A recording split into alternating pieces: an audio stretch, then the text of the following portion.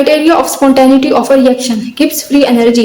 एक केमिस्ट के लिए ये पता लगाना बहुत जरूरी है कि आया ये पर्टिकुलर रिएक्शन स्पॉन्टेनियस होगा या नॉन स्पॉन्टेनियस होगा। यानी यहाँ पर रिएक्टेंट्स कन्वर्ट हो रहे हैं प्रोडक्ट्स में, तो ये रिएक्शन स्पॉन्टेनियस होगा यानी खुद ब खुद हो जाएगा या नहीं होगा। तो पुराने ज़माने में रिएक्शन की स्पॉन्टेनिटी पता लगाने के लिए सिर्फ एनर्जी को देखा जाता था कि आया पर्टिकुलर रिएक्शन में एनर्जी रिलीज हो रही है या एब्सॉर्ब हो रही है, यानी रिएक्शन एक्सोथर्मिक है या फिर एंडोथर्मिक है। और यह माना जाता था कि एक्सोथर्मिक रिएक्शंस स्पॉन्टेनियस होते हैं जबकि एंडोथर्मिक रिएक्शंस नॉन स्पॉन्टेनियस होते हैं। जैसे आइस का वाटर में चेंज होना एक स्पॉन्टेनियस अमल है और वाटर का आइस में चेंज होना ये एक नॉन स्पॉन्टेनियस अमल है। लेकिन इस कन्वेंशन के साथ एक मसला था। वो मसला ये था कि अगर आप ठंडे इलाकों में चले जाएं तो आइस का वाटर में कन्वर्ट होना स्पॉन्टेनियस नहीं होगा, जबकि वाटर का आइस में कन्वर्ट होना स्पॉन्टेनियस होगा। पोलर रीजन्स में ये वाला अमल स्पॉन्टेनियस होता है जबकि इक्वेटोरियल रीजन्स में ये वाला अमल स्पॉन्टेनियस होता है। यानी एक्सटर्नल टेम्परेचर भी अहम किरदार अदा करता है रिएक्शन की स्पॉन्टेनिटी को डिसाइड करने में। एनर्जी के अलावा एंट्रोपी को भी देखा जाता था to decide whether the reaction will be spontaneous और नॉन स्पॉन्टेनियस। अगर तो रिएक्शन में एंट्रोपी इंक्रीज होगी तो रिएक्शन स्पॉन्टेनियस होगा और अगर एंट्रोपी डिक्रीज होगी तो रिएक्शन नॉन स्पॉन्टेनियस होगा। जैसे आइस के वाटर में कन्वर्ट होने से एंट्रोपी इंक्रीज होगी तो इस वजह से ये वाला प्रोसेस जो है वो स्पॉन्टेनियस होगा, और वाटर के आइस में कन्वर्ट होने से एंट्रोपी जो है वो डिक्रीज होती है तो ये अमल नॉन स्पॉन्टेनियस होगा। इस एंट्रोपी के साथ ही मसला ये था कि पोलर रीजन्स में वाटर का आइस में कन्वर्ट होना स्पॉन्टेनियस होता है जबकि आइस का वाटर में कन्वर्ट होना नॉन स्पॉन्टेनियस होता है। यानी सिर्फ एंट्रोपी की बेस पर हम डिसाइड नहीं कर सकते कि ये रिएक्शन स्पॉन्टेनियस होगा या नॉन स्पॉन्टेनियस। एक्सटर्नल टेम्परेचर भी अहम किरदार अदा करता है रिएक्शन की स्पॉन्टेनिटी को डिसाइड करने में। तो हमें एक ऐसा रिलेशन डिराइव करना है जिसमें एनर्जी, एंट्रोपी और टेम्परेचर ये तीनों चीजें हम एक साथ लिखें और इन तीनों की बुनियाद पर हम डिसाइड करें कि रिएक्शन स्पॉन्टेनियस होगा या नॉन स्पॉन्टेनियस। तो इन तीनों चीजों को मिलाकर एक रिलेशन बनाया था गिब्स ने, उसको गिब्स फ्री एनर्जी कहा जाता था। अब गिब्स फ्री एनर्जी का रिलेशन कुछ इस तरह से है, del G is equal to del H minus T del S. अब इस रिलेशन में डेल जी जो है change in Gibbs free energy को रिप्रेजेंट कर रहा है, del H is change in enthalpy, T is the external temperature and del S is the change in the entropy of system. अब इस relation में change in enthalpy और change in entropy system का है जबकि ये टेम्परेचर जो है ये एक्सटर्नल टेम्परेचर है। अब गिब्स फ्री एनर्जी को अगर हम सादा अल्फाज में डिफाइन करें तो ये क्या होगा, negative of the useful work done by the system, यानी सिस्टम कितना यूजफुल काम कर सकता है। इसको हम ऐसे भी कह सकते हैं, it is the negative of the spontaneity of the reaction.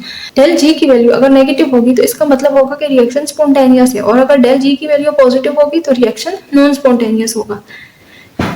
Gibbs free energy का जो रिलेशन है इसके अंदर हम डेल एच टेम्परेचर और डेल एस की वैल्यूज पुट करके देखेंगे कि ओवरऑल डेल जी की वैल्यू पॉजिटिव आ रही है या नेगेटिव आ रही है, फिर उस हिसाब से रिएक्शन स्पॉन्टेनियस होगा या नॉन स्पॉन्टेनियस होगा। तो इसके लिए एक टेबल बनाया जाता है, del H, del S, del G और डेल जी की वैल्यू और स्पॉन्टेनिटी के बीच में।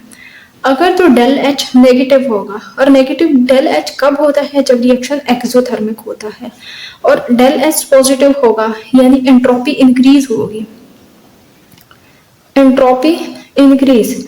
तो इस केस में यानी ये दोनों चीजें रिएक्शन की स्पॉन्टेनिटी को फेवर कर रही हैं। तो अगर हम डेल जी के इस रिलेशन में डेल एच और डेल एस की वैल्यूज पुट करें तो डेल एच तो नेगेटिव है, ये फार्मूले वाला माइनस आ जाएगा, टेम्परेचर की वैल्यू और डेल एस पॉजिटिव, तो ये प्लस माइनस माइनस हो जाएगा। तो ये माइनस माइनस माइनस हो जाएंगे, माइनस माइनस प्लस होंगे तो साथ में अलामत माइनस की आएगी। तो ओवरऑल डेल जी की वैल्यू नेगेटिव आ रही है। तो नेगेटिव डेल जी का मतलब होता है कि रिएक्शन स्पॉन्टेनियस है, स्पॉन्टेनियस एट ऑल टेम्परेचर्स। इधर टेम्परेचर की जो भी वैल्यू होगी ओवरऑल डेल जी की वैल्यू ने नेगेटिव ही आना है। तो नेगेटिव डेल जी का मतलब है कि स्पॉन्टेनियस है। अब एक केस 2 होता है, केस 2 में अगर डेल एच जो है रिएक्शन का नेगेटिव है यानी रिएक्शन एक्सोथर्मिक है, डेल एस रिएक्शन का भी नेगेटिव है यानी entropy decrease, entropy decrease. Case में डेल जी की वैल्यू अगर हम निकालें तो डेल एच तो यहाँ पर नेगेटिव आ जाएगा, साथ में फॉर्मूले वाला माइनस टेम्परेचर, और डेल एस की वैल्यू भी यहाँ पर नेगेटिव हो जाएगी। तो ये माइनस माइनस प्लस हो जाएगा। तो यानी एक वैल्यू पॉजिटिव की आ रही है और एक वैल्यू नेगेटिव की आ रही है। अब ओवरऑल डेल जी की वैल्यू पॉजिटिव भी हो सकती है और नेगेटिव भी हो सकती है। ये चीज़ डिपेंड करती है कि आया यहाँ पर नेगेटिव वैल्यू बड़ी है या पॉजिटिव वाली वैल्यू बड़ी है।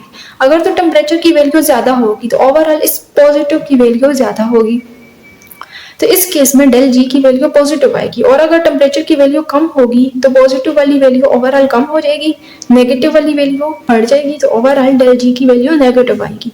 यानी यहाँ पर डेल जी की वैल्यू का इन्हिसार टेम्परेचर पे है। अगर टेम्परेचर कम होगा तो डेल जी नेगेटिव होगा और अगर टेम्परेचर ज़्यादा होगा तो डेल जी पॉजिटिव होगा। तो हम कह सकते हैं कि this reaction is spontaneous at low temperature. Low temperature पर डेल जी नेगेटिव होगा तो रिएक्शन स्पॉन्टेनियस होगा। और वैसे भी डेल एच को अगर आप देखें तो लो टेम्परेचर रिएक्शन की स्पॉन्टेनिटी को फेवर कर रहा है।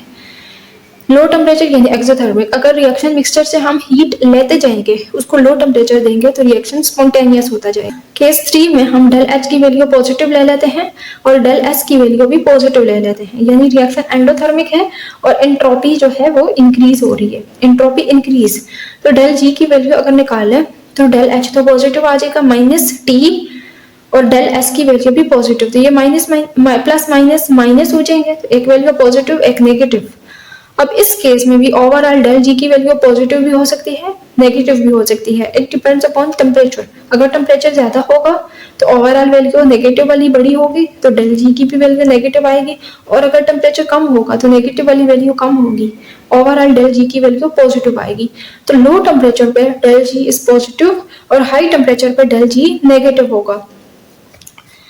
तो इसका मतलब है कि रिएक्शन स्पॉन्टेनियस होगा at high temperature. High temperature पे ही डेल जी की वैल्यू नेगेटिव आएगी, तो हाई टेम्परेचर पे रिएक्शन स्पॉन्टेनियस होगा। अब एक केस 4 है। केस 4 में हम डेल एच की वैल्यू ले लेते हैं पॉजिटिव और डेल एस की वैल्यू नेगेटिव ले लेते हैं, यानी ये रिएक्शन एंडोथर्मिक है और साथ ही साथ एंट्रोपी जो है वो डिक्रीज कर रही है।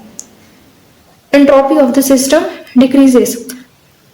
डेल जी की अगर हम वैल्यू निकालें तो positive del H is positive -T, del S is negative, तो माइनस माइनस प्लस हो जाएगा, दोनों वैल्यूज प्लस में आ रही हैं, तो ओवरऑल भी डेल जी की वैल्यू पॉजिटिव होगी। तो रिएक्शन नॉन स्पॉन्टेनियस होगा एट ऑल द टेम्परेचर्स, क्योंकि डेल जी पॉजिटिव का मतलब है कि रिएक्शन नॉन स्पॉन्टेनियस है। तो इस तरह से हम गिब्स फ्री एनर्जी के रिलेशन से ये डिसाइड कर सकते हैं कि आया पर्टिकुलर रिएक्शन स्पॉन्टेनियस होगा या नॉन स्पॉन्टेनियस होगा।